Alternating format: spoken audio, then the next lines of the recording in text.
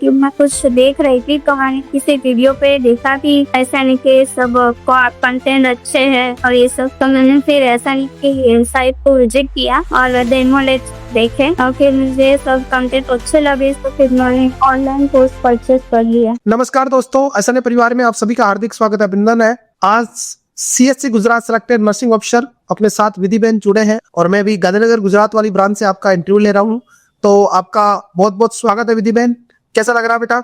Ji sir, thank you sir, बहुत बढ़िया लग रहा है सर। बहुत बढ़िया लग रहा है। अपने बारे में बताओ बेटा, सभी गुजरात के बच्चों को, इंडिया के बच्चों को, नर्सिंग ऑफिसर को। जी सर, मेरा नाम कुमार विदे है और मैं गुजरात से हूँ। मैंने कॉलेज गुजरात में सिद्धपुर से गोकुल नर्सिंग कॉलेज से की है। ओके, सिद्धपुर से आपने कॉलेज की है। कॉलेज का नाम क्या बेटा, वापस बोलना? गोकुल नर्सिंग कॉलेज से। Gokul nursing college Siddhpur. बहुत बढ़िया बेटा। हम कल सिद्धपुर से ही होके निकले थे, रास्ते में आपके हिम्मतनगर के पास ही है सिद्धपुर।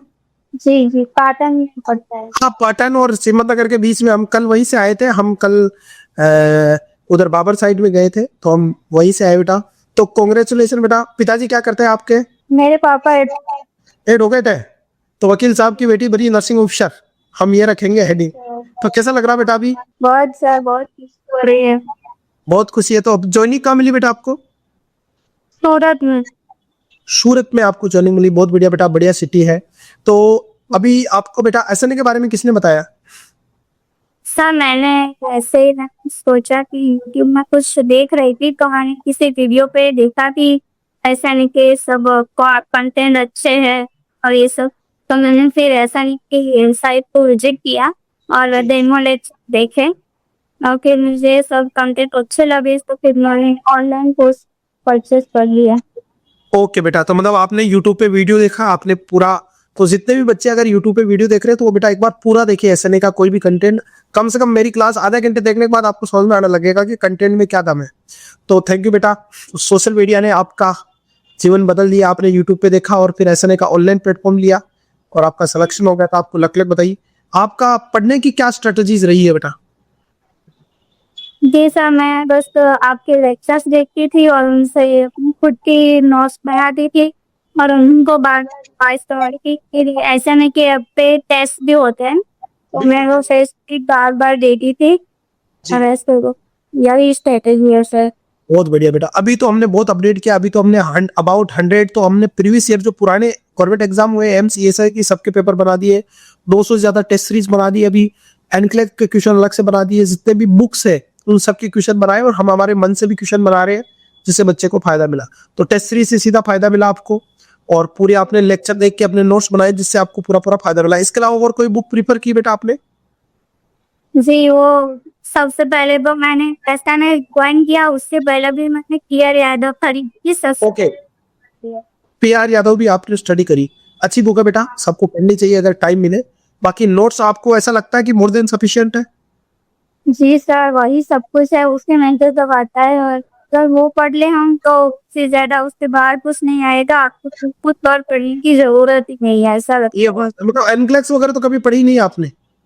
नहीं, मैंने कभी नहीं पढ़ी। मैं यही कहना चाहता हूँ, जो अभी नए बच्चे आ रहे हैं वो करेंगे एनक्लेक्स नहीं पढ़ेंगे तो सिलेक्शन नहीं होगा। तो बहुत सारे बच्चे जो जितने भी सिलेक्टेड है 90% बच्चों का ये स्टेटमेंट है कि हमने एनक्लेक्स देखी तक नहीं, पढ़ना तो दूर की बात। तो बिल्कुल सही बात है बेटा। और आपने बहुत मेहनत करी, आपने करवाने का बहुत बहुत हृदय से धन्यवाद बेटा। गुजरात के बच्चों को या इंडिया के बच्चों को, नर्सिंग के वाले बच्चों को आपका एक शब्द में क्या संदेश है कि कैसे पढ़ना चाहिए, कैसे प्रयास करना चाहिए? यही सर कि आप एक कोई भी एक ऐसा है कि कोई भी एक कोचिंग ज्वाइन कर लो और फिर उसी पे विश्वास रखो और खुद पे विश्वास रखो। अपनी नोट्स खुद बनाओ, किसी और की मन नहीं पड़नी चाहिए और बार बार रिवीजन करने से प्रदर्शन होता है। सिलेक्शन होगा बेटा। और ऐसा ने ज्वाइन करने की सलाह देते हैं बच्चों को आप? जी सर, बिल्कुल।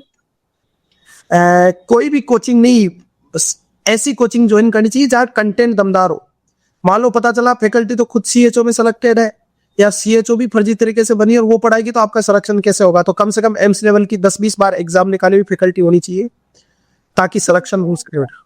और आपको एक बार फिर से लक लक बताइए बेटा। और पिताजी मम्मी जी को मेरा दो प्रणाम कहना और मेहनत करते रहना और अपने जूनियर्स को भी मोटिवेट करना बेटा, सीनियर्स को मोटिवेट करना पढ़ने के लिए। और जब भी आप नर्सिंग की सेवाएं देने जाओ हॉस्पिटल में सूरत में, तो अपनी तरफ से पूरा बेहतरीन काम करना बेटा। पेशेंट की केयर, अब हमारे इंडियन जितने भी लोग हैं, पेशेंट है, मरीज है, दुखी लोग हैं, उनकी मन से सेवा करना, नर्सिंग और प्रोफेशन को हमेशा उठा के रखना बेटा। बिल्कुल कोशिश करना कि नर्सिंग में आप एकता बनाए रखें, नर्सिंग प्रोफेशन की इज्जत बनाए रखें और अपने काम से कभी नहीं बाहरना। मैक्सिमम जितना पेशेंट को आप लाभ दे सकते हैं, उनकी सेवा कर सकते हैं जिंदगी भर, उनके दुख दर्द में सहारा बन सकते हैं, बिल्कुल बने आप। और ऐसे आप भी दूसरे लोगों को मोटिवेट करें, नर्सिंग के लोगों को आगे बढ़ाए, अपने प्रोफेशन को आगे बढ़ाए और छोटी छोटी बातें और सिलेक्शन और मेहनत करें, क्योंकि सफलता एक दिन में नहीं मिलेगी, लेकिन एक दिन जरूर मिलेगी। ठीक है बेटा, thank you dear, God bless you Parmar बहन, और मम्मी पापा को मेरा दो प्रणाम कहना। Thank you so much dear. Thank you.